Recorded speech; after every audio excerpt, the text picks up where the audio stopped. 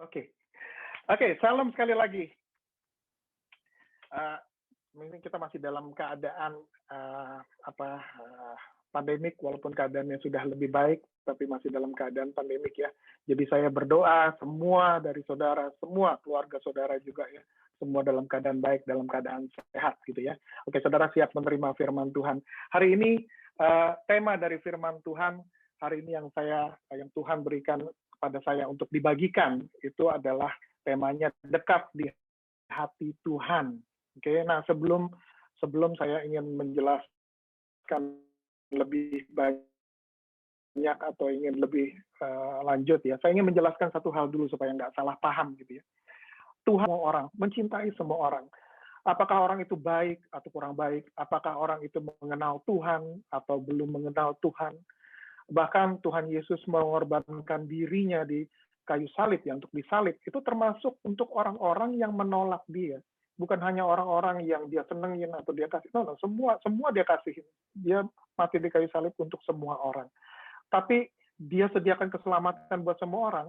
Tapi apakah seseorang akhirnya akan selamat atau enggak, itu tergantung dari orang-orang itu sendiri, apakah dia meresponi dengan baik panggilan dari Tuhan. Tapi Tuhan sudah menyediakan keselamatannya. Kalau saudara mau percaya, saudara akan selamat gitu ya. Kalau saudara menolak ya, itu nanti tanggung jawab sendiri deh ya. Oke. Jadi jangan salah paham dulu dari title ini, semua orang dikasihin Tuhan. Tetapi saya melihat di Alkitab, waktu saya baca Alkitab, saya perhatikan ada orang-orang tertentu yang mendapat perhatian khusus dari Tuhan. Ada orang-orang yang tertentu yang sepertinya dekat sama Tuhan gitu ya, lebih dekat sama Tuhan daripada dibanding yang lain. Misalnya di Perjanjian Lama ya. Di Perjanjian Lama ada yang namanya Henok. Dan firman Tuhan di Kejadian 5 ayat 24 memberitahukan kita bahwa Henok hidup bergaul dengan Allah. Lalu ia tidak ada lagi, sebab ia telah diangkat oleh Allah. Henok punya hubungan yang sangat akrab dengan Allah, sampai dia bisa mendapatkan direct akses ke surga, tanpa harus mengalami kematian dulu. Ya, kalau zaman sekarang, Henok ini punya VIP pass, ya, punya VIP akses gitu ya, bisa langsung ke surga. Dia punya VIP akses untuk langsung ke surga. Luar biasa. Nah, bergaul dengan akrab sama Tuhan. Lalu ada yang namanya Bapak Abraham. Dan pada dia, Tuhan berjanji untuk memberkati dia secara khusus. Kejadian 12 ayat 2 berkata seperti ini. Tuhan berkata seperti ini, aku akan membuat engkau menjadi bangsa yang besar dan memberkati engkau, serta membuat namamu masyhur, dan engkau akan menjadi berkat. Luar biasa janjinya Tuhan untuk orang ini ya. Menjadi bangsa yang besar, memberkati, membuat namanya masyhur, membuat dia jadi berkat. Ya, nggak stop sampai di situ. Di ayat berikutnya, Tuhan bahkan juga berjanji seperti ini. Kejadian 12 ayat 3. Ya. Tuhan berjanji, aku akan memberkati orang-orang yang memberkati engkau, dan mengutuk orang-orang yang mengutuk engkau. Dan olehmu, semua kaum di muka bumi akan mendapat berkat. Hebat nggak ya? Kalau orang yang baik sama kamu, aku akan baik sama dia. Orang yang nggak baik sama kamu, aku akan hukum mereka. Dan karena kamu, semua orang di dunia ini akan mendapat berkat. Luar biasa janjinya Tuhan untuk Abraham. Menunjukkan Abraham ini kok sangat perhatian khusus sekali ya dari Tuhan ya. Dan Abraham juga disebut sebagai sahabat Allah yang sangat dikasihi. Ada lagi di Perjanjian Lama, seseorang namanya Musa.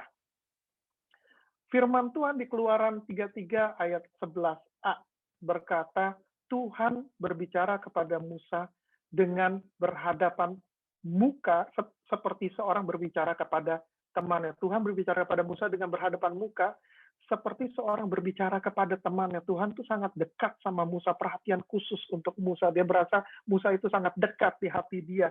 Bahkan waktu Musa meminta untuk boleh nggak Tuhan, aku melihat engkau secara langsung. Boleh nggak?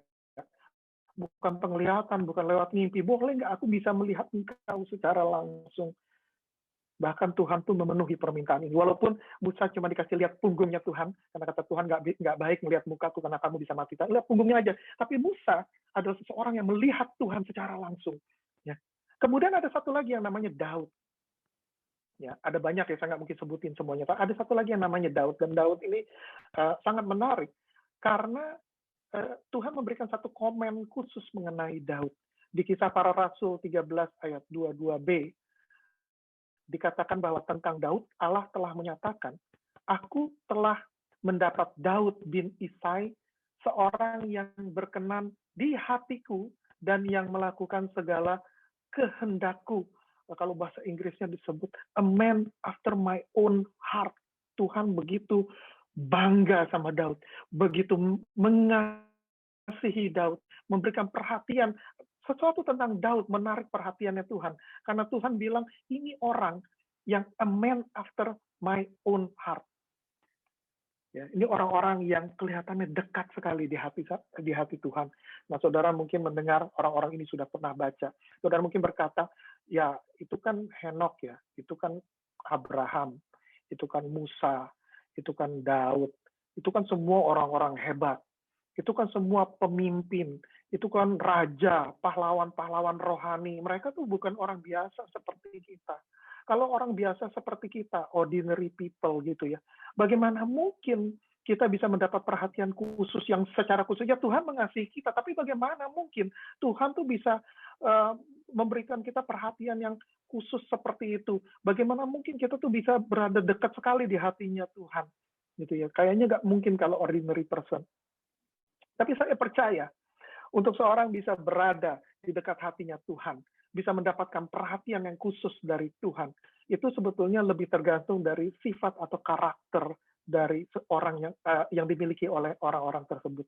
Ya, saya ingin ceritakan tentang satu family yang tertulis di Perjanjian Baru. Ada satu keluarga yang tinggal di Betania, kakak beradik yang bernama Maria, Marta, dan Lazarus. Kalau saudara pernah baca cerita tentang orang-orang ini, mereka ini orang-orang yang biasa-biasa aja, ya, ordinary people, tinggal di Betania, mereka ini ordinary people. Tapi kalau saudara baca, sepertinya saudara akan dapati kok Tuhan Yesus sepertinya mempunyai hubungan yang sangat dekat dengan mereka. Bahkan di firman Tuhan di Yohanes 11 ayat 5, memberitahukan bahwa Yesus memang mengasihi Marta dan kakaknya Maria dan Lazarus, ya. Khusus ada satu firman Tuhan berkata Yesus, Marta dan kakak dan Lazarus. No, Yesus mengasihi semua orang, Tapi kalau ditulis secara khusus berarti ada sesuatu yang khusus tentang mereka. Tuhan Yesus ini suka mengunjungi mereka. Ya, setiap kali mau ke Yerusalem, dia akan lewat di Betania mengunjungi mereka. Dan sepertinya Tuhan Yesus itu menikmati untuk spending time bersama mereka, fellowship bersama keluarga ini. Sebetulnya nggak terlalu banyak yang tercatat di Alkitab tentang keluarga ini. Tapi setiap kali ada cerita tentang mereka, kalau saudara baca ceritanya, saudara akan bisa merasakan adanya satu hubungan yang dekat, hubungan yang akrab, hubungan yang spesial antara Yesus dengan keluarga ini. Nah, tidak diceritakan mereka melakukan hal-hal yang besar seperti Abraham. Kalau Abraham melakukan hal-hal yang besar, Musa atau Daud melakukan hal-hal yang besar. Tapi keluarga ini nggak pernah diceritakan mereka melakukan hal-hal yang besar. Jadi saya percaya kalau Yesus begitu tertarik dengan keluarga ini, pasti karena ada sifat-sifat tertentu di keluarga ini, di anggota keluarga ini yang menarik perhatian Yesus terhadap keluarga ini. Kita lihat ya, apa yang ada sama mereka. Mudah-mudahan kita bisa belajar sesuatu dari keluarga ini. Ya, kita lihat satu persatu. Yang pertama, Maria. Ya, kita lihat Maria. Salah satu kejadian yang diceritakan di Alkitab tentang Maria adalah waktu dia begitu terpikat mendengarkan apa yang Yesus ajarkan. Dicatat di kitab Lukas 10 ayat 38. Suatu hari ketika Yesus dan murid-muridnya dalam perjalanan, tibalah ia di sebuah kampung, seorang perempuan yang bernama Marta menerima dia di rumahnya. Dan ayat berikutnya, ayat 39. Perempuan ini mempunyai seorang saudara yang bernama Maria. Maria itu duduk dekat kaki Tuhan dan terus mendengarkan perkataannya. Jadi Maria ini duduk dekat kaki Tuhan dan konsentrasi mendengarkan perkataan Yesus. Waktu Maria sedang mendengarkan Yesus, dia seperti lupa akan apa yang terjadi di sekitarnya. Seluruh perhatiannya hanya pada Yesus. Saya lihat Maria ini adalah seseorang worshiper, ya, seorang worshiper. Worshiper itu melihat orang yang dipujanya dengan penuh kekaguman, dengan penuh penghormatan, dan merindukan untuk selalu dekat dengan orang yang dipujanya. Maria itu seperti itu. Setiap kali dia bertemu Yesus, dia seperti orang yang sedang kehausan melihat air. Ya, saudara pernah nggak sedang kehausan, udah lari 3 kilo, 4 kilo gitu ya. Wah, udah keringetan, udah haus sekali ya, kelupaan bawa air, tapi sampai di satu tempat saudara lihat ada air ya seperti itu. Ya sudah kehausan luar biasa. Dan dia melihat air seperti itu Maria melihat Yesus. Maria duduk dekat di kaki Yesus dan mendengarkan Yesus berbicara, bukan karena dia diharuskan, ya, bukan karena Maria hari ini kamu dihukum, kamu harus duduk di kaki Yesus, harus dengarkan, ya, bukan seperti itu. Ya, dia duduk di kaki Yesus, mendengarkan Yesus, bukan karena dia diharuskan. Dia melakukannya karena dia begitu rindu untuk spending time, untuk fellowship dengan Tuhan. Dia begitu haus untuk mendengarkan apa yang Yesus katakan, karena firman yang Yesus sampaikan memberikan kesegaran buat jiwanya, dan kekuatan dan semangat buat hidupnya. Sama seperti Maria, sangat baik sekali waktu kita spending time, fellowship, berdoa, membaca firman Tuhan, itu bukan karena keharusan, ya, bukan karena ya saya punya dapat tugas ya, hari ini saya mesti menyelesaikan berapa chapter atau apa, itu kayak keharusan ya, atau saya punya target 1 tahun saya mesti selesai 1 tahun, jadi kayak keharusan, jadi kita ngebut aja, ngerti nggak ngerti kita ngebut ya. Ya. Sangat baik sekali kalau itu bukan karena kehausan, kalau kita membaca firman, berdoa sama Tuhan, dan juga bukan karena takut, kalau saya nggak berdoa nanti saya dihukum, karena katakan nggak, paling baik itu dilakukan bukan karena keharusan, ya, tapi karena ada kerinduan di hati kita untuk mendekat pada Tuhan, dan keinginan untuk mengenal Tuhan dengan lebih baik. Ya, Tuhan itu luar biasa. Otak kita ini nggak sanggup untuk mengenal Tuhan secara sempurna, tapi sedikit demi sedikit, hari demi hari kita bisa belajar mengenal lebih tentang Tuhan lewat firman-Nya, lewat waktu berfellowship sama Tuhan. Firman Tuhan di Yakobus 4 ayat 8a berkata seperti ini. Mendekatlah kepada Allah dan Ia akan mendekat kepadamu. Kalau kita punya kerinduan untuk mendekat pada Tuhan, maka Dia juga akan mendekat pada kita. Ini firman Tuhan. Mendekat kepada Allah, kita mendekat kepada Allah, Dia akan mendekat kepada kita. Dan waktu kita cukup dekat dengan Tuhan, kita akan mulai mendengar apa yang Dia katakan, mengerti apa yang Dia rencanakan, dan bisa merasakan apa yang Dia rasakan. Banyak orang bilang, aku nggak bisa dengar Tuhan, aku nggak ngerti Tuhan maunya apa, aku nggak punya talenta. Sebetulnya mungkin bukan soal talentanya. Kemungkinan karena kita kurang dekat sama Tuhan. Nah, Tuhan itu nggak suka berteriak. Ya, Tuhan itu bukan seorang pemarah yang suka teriak-teriak. Tuhan itu suka berbisik, berbicara dengan halus. Bagaimana cara dengarnya? Harus mendekat. Coba kalau saudara lihat orang-orang yang berbisik-bisik. Ya, bagaimana cara mendengar orang yang berbisik? Ya, mendekat. Kalau jauh-jauh mana bisa kedengaran? Mendekat sama Tuhan. Makin mendekat dengan Tuhan. Maka saudara akan mulai mengerti apa yang Tuhan ngomong. Saudara mulai bisa ngerasain apa yang Tuhan mau. Saudara mulai bisa ngerasain apa yang Tuhan rasa. Di Alkitab diceritakan 6 hari sebelum Paskah. Ada satu cerita, 6 hari sebelum Paskah. Yesus datang ke Betania, tempat tinggal keluarganya Maria, Marta, dan Lazarus. Dan di situ diadakan perjamuan untuk Yesus. Ini kejadian ini saudara bisa baca sendiri nanti ya di kitab Yohanes 12 gitu, pasal 12, baca aja ada ceritanya di situ ya. 6 hari sebelum Paskah Yesus datang lagi ke Betania. Ya, ini mendekati 1 minggu sebelum Yesus disalib ya. Di perjamuan itu, ini di Yohanes 12 ayat 3 ditulis, di perjamuan itu Maria mengambil setengah kati minyak narwastu murni yang mahal harganya, lalu meminyaki kaki Yesus dan menyekanya dengan rambutnya, dan bau minyak semerbak di seluruh rumah itu. Ya, ini luar biasa ya, sudah bukan cuma minyak yang sangat mahal ya, tetapi caranya dia meminyaki kaki Yesus dan menyekanya dengan rambutnya, itu adalah simbol dari penyembahan, ya, dia menyembah Yesus sebagai Tuhan, bukan sebagai teman lagi, tapi sebagai Tuhan. Ya.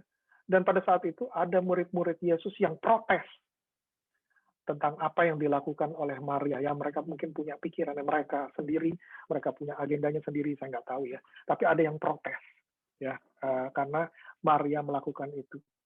Tapi Tuhan Yesus berkata, dicatat di Yohanes 12 ayat 7, biarkanlah dia melakukan hal ini, mengingat hari penguburanku.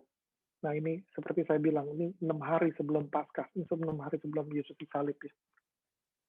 Tentu Tuhan Yesus tahu apa yang akan terjadi pada dirinya. Ya, nggak lama lagi, ya 6 hari kemudian, apa yang akan terjadi? Yesus tahu, Yesus sudah tahu apa yang akan terjadi. Ya.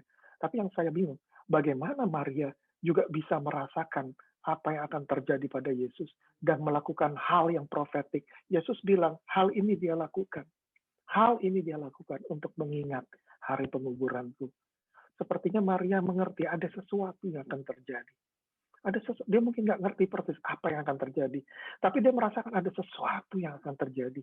Dan menggerakkan hatinya, Roh Kudus menggerakkan hatinya untuk melakukan satu hal yang profetik seperti ini. Saya percaya, kalau kita punya hubungan yang dekat dengan Tuhan, bukan soal saudara ini orang-orang yang pahlawan rohani apa, tapi saudara mau punya hubungan yang dekat dengan Tuhan. Saya percaya kita juga akan bisa merasakan apa yang Tuhan sedang kerjakan. Saya share sedikit ya. Satu hari saya pergi misi, saya bawa istri saya, kita misi ke keluar Singapura ya, ke satu ya di satu desa gitu ya.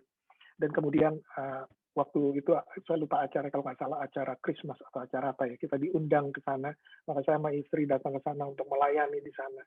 Dan mereka ada beberapa acara, sebelum saya sharing firman Tuhan, ada beberapa acara. Nah, salah satu acaranya itu adalah anak-anak kecil, mungkin anak-anak Sunday School gitu ya, mereka mulai sambil ada lagu-lagu Christmas, dan mereka mulai menari, mukanya semuanya cerah, semuanya sukacita, mereka menari sambil menyanyi lagu Natal gitu ya. Itu di hati saya, waktu saya melihat itu, di hati saya seperti tergerak sekali. Ya, tergerak sekali, terharu sekali melihat anak-anak kecil ini dengan muka yang penuh sukacita, memuji Tuhan, menari buat Tuhan. Kemudian saya lihat ke istri saya, oh istri saya ternyata udah banjir, matanya sudah penuh air mata. Saya lagi mikir, emang kamu tahu ini anaknya siapa? Itu kan kamu nggak tahu nih anaknya siapa, kok kamu ikut naik? Kalau anak sendiri kan naik di panggung kan kita mungkin terharu gitu ya. Ini bukan anak sendiri, kok nangis gitu ya. Kamu film Korea, kamu pakai nangis gitu ya, pikir ya. Tapi sebetulnya, saya cuma bercanda. Sebetulnya saya sendiri dalam hati itu terharu sekali, kepingin sekali, kayak ini air mata sebetulnya kepingin keluar karena terharu. Saya nggak tahu kenapa, saya juga nggak kenal anak-anak ini, ya kan? Tapi ada sesuatu sukacita luar biasa di hati yang membuat saya begitu terharu, ya, dan kepingin menangis rasanya, ya. Tapi saya ya, karena saya agak gengsi nangis kan di gereja orang ya. Kalau gereja sendiri mungkin nggak apa-apa. Di gereja orang kan nangis, udah itu habis itu kan mesti khotbah yang nggak enak, matanya bengkak nanti gitu kan. Ya. Tapi ini yang saya percaya. Saya nggak kenal anak-anak ini. Tapi kenapa kita bisa terharu seperti itu? Karena saya ngerasain, istri saya dan saya ngerasain apa yang ada di hatinya Tuhan. Saya percaya Tuhan sedang menyaksikan, dan semua angel lagi tepuk tangan ikut bernyanyi. Apa yang menyenangkan hati Tuhan. Waktu saudara mulai mendekat sama Tuhan, saudara akan mulai bisa ngerasain apa sih yang sedang Tuhan kerjakan, apa sih yang sedang Tuhan lihat. Ya, saudara akan mulai menyenangi apa yang Tuhan senangi. Saudara akan mulai membenci apa yang Tuhan benci. Kalau mendekat sama Tuhan, kita akan punya sensitivitas seperti itu. Ya, seperti itu. Maka dari itu, ya, saya mau ajak semua di sini untuk ayo kita mulai mendekat sama Tuhan. Ayo mulai masuk dalam fellowship. Fellowship dengan Tuhan, masuk dalam doa. Ya, perbanyak kehidupan doa saudara, masuk dalam puji-pujian. Bukan karena harus, karena saudara punya kerinduan. Ya, kalau saudara yang bingung hari ini, mendekat sama Tuhan, supaya saudara bisa mendengar dari Tuhan dengan jelas. Ya, mendengar nggak selalu di kuping, mendengar bisa di hati, bisa juga ditaruh di pikiran saudara apa yang Tuhan sedang rencanakan. Tapi mendekat sama Tuhan, dan Tuhan akan mulai mendekat sama saudara. Dan waktu Tuhan berbisik, saudara akan mulai bisa mendengarnya. Amin. Kita lihat orang yang kedua. Orang yang kedua, ya, saudaranya, Marta. Ya, Marta. Biasanya ketika Marta disebut, kita akan melihat dia sedang sibuk bekerja. Ya, sedang sibuk melayani. Kalau nggak bekerja, ya melayani. Ya, ini Marta. Ya. Marta ini adalah seorang yang penuh action, ringan tangan, pelayan Tuhan yang gigih. Saudara tahu, Tuhan sangat menyukai orang yang punya sifat seperti ini. Karena orang-orang seperti ini akan sangat sigap dalam pelayanan. Orang-orang seperti ini bukan hanya punya iman, tapi imannya disertai dengan perbuatan, disertai dengan pekerjaan. Dia bukan cuma bilang, aku ini orang Kristen, aku ini percaya Tuhan, tapi dia buktikan iman dia dengan pekerjaannya. Dia buktikan imannya dengan perbuatannya. Dia nggak perlu terlalu banyak ngomong, tapi dari apa yang dia kerjakan, orang bisa tahu bahwa ini pasti muridnya Tuhan. Ini pasti muridnya Tuhan. Dari perbuatannya, dari pekerjaannya, terpancar apa yang Tuhan kerjakan. Ya. Tuhan sangat menyenangi orang-orang yang seperti ini. Full of action. Full of action. Ada firman Tuhan, iman tanpa perbuatan itu mati hakikatnya. Orang-orang seperti Marta, cepat untuk turun tangan dalam melayani dan menolong sesamanya. Kalau ada kebutuhan, dia akan dengan cepat jalan. Dia nggak akan mikir terlalu lama, dia nggak pikir siapa lagi, yang lain dulu. Kalau ada kebutuhan, dia akan cepat menolong. Ditulis di Matius 25, ayat 35-36. Tuhan Yesus memuji orang-orang yang punya sifat seperti Marta ini. Ya, Tuhan berkata, sebab ketika aku lapar, kamu memberi aku makan. Ketika aku haus, kamu memberi aku minum. Ketika aku orang asing, kamu memberi aku tumpangan. Ketika aku telanjang, kamu memberi aku pakaian. Ketika aku sakit, kamu melawat aku. Ketika aku di dalam penjara, kamu mengunjungi aku. Luar biasanya, Tuhan Yesus menghitung apa yang kita kerjakan buat orang lain yang sedang dalam kebutuhan, itu sebagai pelayanan pribadi kita untuk Yesus. Ini standarnya. Saudara kalau bingung ya, saya mesti ngapain ya Tuhan ya untuk menyenangkan hati Tuhan, baca aja di sini. Ini hal-hal yang Tuhan ingin dapatkan dari kita. Kalau ada orang lapar, kalau ada orang haus, kalau ada orang butuh tumpang, saudara siap membantu. Membantu. Ya, bukan cuma saudara pintar dengan menyebut firman Tuhan atau menceritakan kejadian di Alkitab, tapi harus ada perbuatannya juga. Harus disertai dengan perbuatan. Mari kita coba lebih sensitif untuk melihat kebutuhan orang-orang di sekitar kita. Ya, kita mungkin nggak punya kapasitas untuk menolong semua orang yang punya kebutuhan di dunia ini. Kita nggak punya kapasitas sebesar itu. Tapi saya percaya, setiap dari kita punya kapasitas, paling tidak untuk menolong atau menjadi berkat buat orang-orang yang dekat sekitar kita. Apakah itu keluarga kita? Apakah itu teman kita? Apakah itu tetangga kita? Mulai aja dari dekat dulu. Dari dekat kita punya kapasitasnya. Kalau saudara pengikut Yesus, saudara punya kapasitas, diberikan kapasitas sama Tuhan untuk jadi berkat buat orang lain. Apa yang kita kerjakan dalam melayani sesama yang membutuhkan akan mendekatkan sebetulnya waktu kita melayani orang lain, kita ini sedang mendekatkan diri kita kepada Tuhan. Tapi bukan cuma itu. Kita juga akan mendekatkan orang-orang yang kita layani pada Tuhan. Bukan hanya kita yang mendekat sama Tuhan waktu kita melayani, tapi kita membantu orang-orang yang kita layani juga untuk mendekat pada Tuhan. Makanya kenapa Tuhan senang sama orang-orang yang suka melayani. Karena bukan hanya orang itu mendekat sama Tuhan, tapi dia membantu banyak orang yang belum mengenal Tuhan untuk mulai mendekat juga sama Tuhan. Ayo saya ajak. Kalau saudara belum mulai melayani, ayo mulai masuk melayani. Kita nggak usah ngomong pelayanan yang seperti apa. Melayani sesama aja dulu, secara pelayanan pribadi. Ya kalau lihat ada yang kebutuhan, ya saya tahu pasti saudara berdoa. Ya benar, satu hal yang baik berdoa. Tapi kalau bisa juga tolong mereka. Lakukan dengan perbuatan. Punya iman untuk berdoa, punya iman untuk melakukan sesuatu juga. Oke, kita lihat yang ketiga. Namanya yang terakhir, saudara, ini namanya Lazarus. Lazarus. Di Alkitab, hampir nggak ada catatan yang menunjukkan apa yang sebetulnya Lazarus itu kerjakan. Saudara bisa cari di Alkitab. Seingat saya nggak begitu banyak yang ditulis Lazarus itu mengerjakan apa. Ya. Paling yang bisa diingat paling sering dari Alkitab cerita tentang Lazarus adalah ketika ia mati dan kemudian ia dibangkitkan oleh Yesus. Tapi sebetulnya kalau dilihat, ya ini pun Yesus yang melakukan mujizat, bukan Lazarus melakukan perkara besar. Yesus yang melakukan perkara besar. Lazarus mati dan dibangkitkan. Tapi itu cerita yang banyak sekali orang ingat.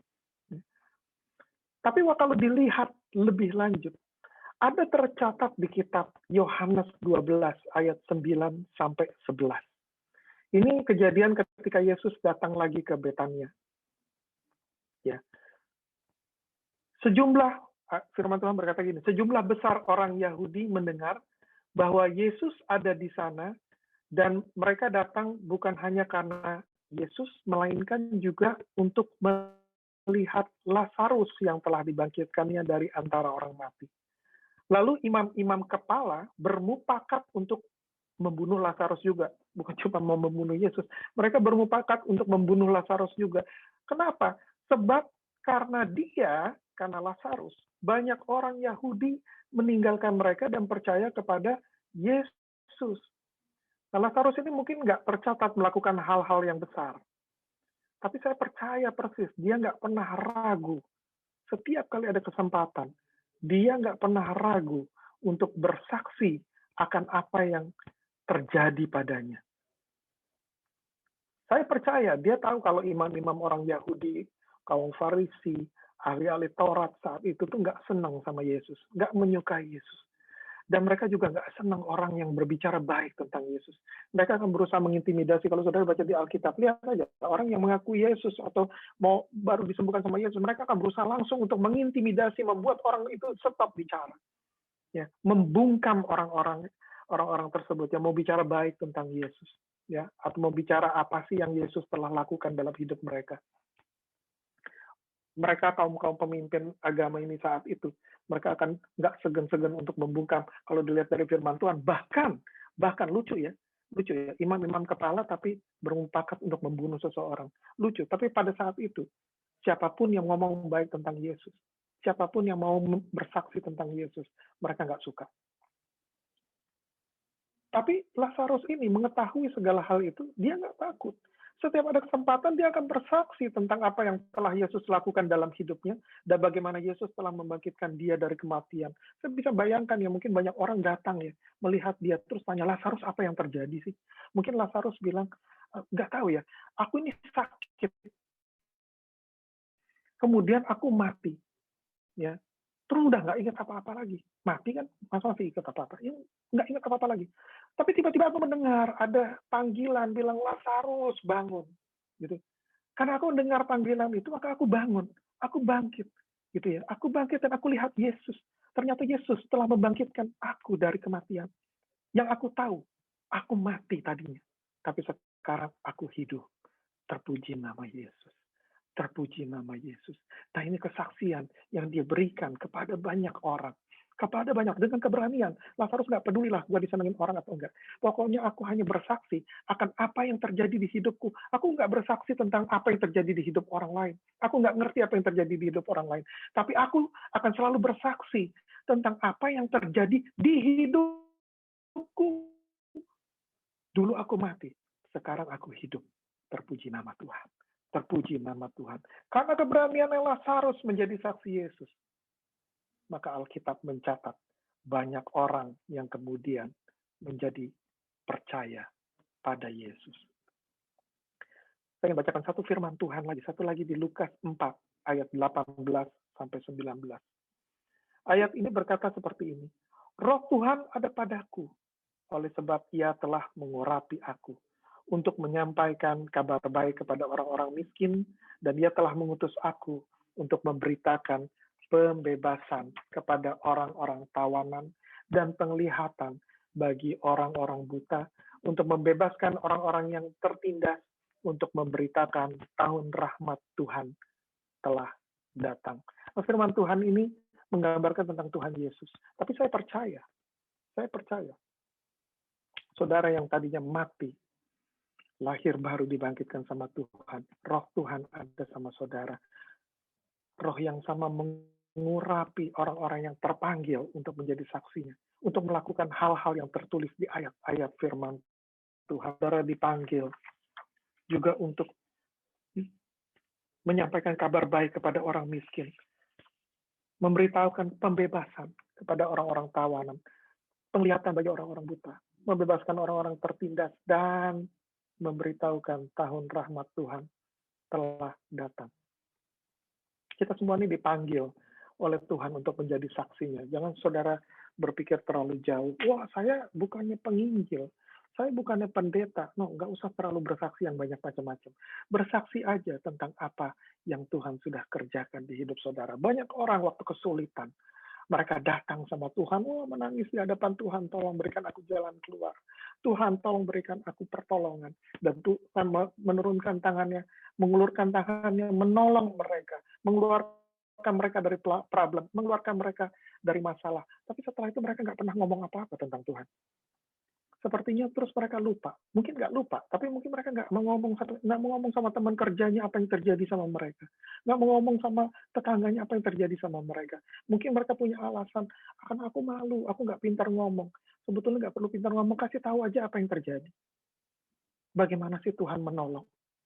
Ya, kita nggak gitu bisa ngejelasin, tapi Tuhan punya caranya untuk mengerjakan sesuatu. Saudara cuma perlu menyaksikannya. Menjadi saksi buat Tuhan. Saudara tahu nggak? Waktu kita bersaksi akan pekerjaan Tuhan dalam hidup kita, sebetulnya kita tuh sedang memuliakan nama Tuhan. Saudara tahu waktu kita lagi bersaksi, itu kita sebetulnya lagi memuliakan nama Tuhan. Orang-orang yang mendengarkan kesaksian saudara akan mendapatkan berkat dari Tuhan. Kenapa? Karena urapannya Tuhan akan menyertai kesaksian kita. Waktu Tuhan ditinggikan karena kesaksian kita, maka urapannya Tuhan akan turun memberkati semua orang di situ yang mendengarkan. Mereka yang tadinya putus asa akan mendapatkan pengharapan yang baru. Mereka yang sudah tergeletak akan mendapatkan kekuatan yang baru untuk bangkit lagi. Saya mau ajak saudara-saudara yang sudah merasakan kebaikan Tuhan dalam hidup ini. Ayo kita mau untuk menjadi saksi Tuhan. Ayo kita jangan terlalu berat ini mulut untuk menyaksikan tentang kebaikan Tuhan dalam hidup kita. Nggak usah terlalu jauh-jauh. Di tengah keluarga saudara masih banyak orang yang belum kenal Yesus. Di tengah sekitar tempat kerja saudara masih banyak orang yang belum kenal tentang Yesus. Mungkin di sekolah saudara masih banyak yang belum mengenal tentang Yesus. Yesus mengadakan mujizat di hidup saudara, supaya saudara bisa menjadi berkat buat orang lain. Jangan bilang, saya tidak terpanggil jadi saksi. Mungkin saudara tidak terpanggil jadi pendeta. Ya, mungkin saudara tidak terpanggil jadi worship leader. Mungkin saudara tidak terpanggil untuk menjadi missionaries, benar. Tapi menjadi saksi itu panggilannya semua orang. Karena Tuhan taruh kebaikan dalam hidup saudara. Kalau saudara berasa ada kebaikan Tuhan dalam hidup saudara, berarti ada sesuatu yang saudara bisa berikan sebagai kesaksian. Amin. Amin. Dengan ini saya akan tutup sharing saya hari ini. Saya hanya ingin berdoa. Saya ingin berdoa sebentar lagi dan kemudian kita tutup, kita doa berkat ya. Saya hanya berdoa, berharap bahwa setelah saudara mendengarkan firman Tuhan hari ini, firman Tuhan mulai membangkitkan kerinduan saudara untuk mendekat sama Tuhan. Kerinduan saudara mulai tergerak, semua action, semua iman dengan perbuatan mulai terbangun dalam hidup saudara. Dan saudara akan mulai lebih ringan tangan untuk membantu dan menolong. Mungkin saudara tadinya malu apa ini, jangan malu-malu. Menolong orang masa perlu malu.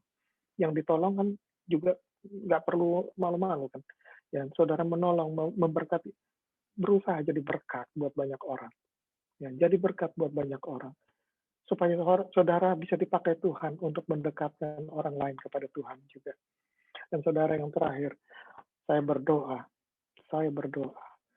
supaya ada kerinduan, ada satu api roh, ada api yang menyala dalam hidup saudara. Dan mulut saudara akan mulai keluar kata-kata kesaksian. Dan saudara, kadang jangan terlalu rendah diri bilang, tapi saya nggak tahu apa yang mau saksikan, saya nggak gitu pintar ngomong. Saudara tahu biasa kita ada kelompok sel ya, ada kelompok sel dan kita biasa selalu minta. Nah, siapa yang mau punya kesaksian mungkin di tempat seperti ini agak sulit. Tapi nanti di breakout room, saudara punya kesempatan untuk memberi kesaksian di breakout room nanti. Nah, kita biasanya mengajak siapa yang mau kasih kesaksian gitu. Dan orang-orang pada kayaknya malu. Tapi kadang-kadang ada yang memberi kesaksian gitu ya. Satu hari ya ada orang dia memberi kesaksian dan kemudian dia bilang, saya sangat diberkati oleh kesaksian orang tersebut 2 minggu yang lalu. Orang yang memberi kesaksian nggak tahu kalau dia akan menjadi berkat buat orang lain. Tapi ternyata kesaksian dia sanggup untuk membangun, memberi semangat kepada orang lain yang mendengarkannya. Saudara yang sudah ditaruh sesuatu dalam hidup saudara oleh Tuhan, percayalah, waktu saudara mulai bersaksi, Tuhan akan mengurapi saudara.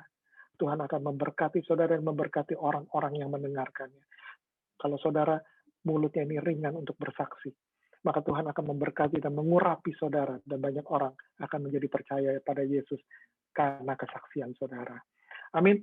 Semoga saudara diberkati oleh firman Tuhan yang mungkin agak singkat saat ini.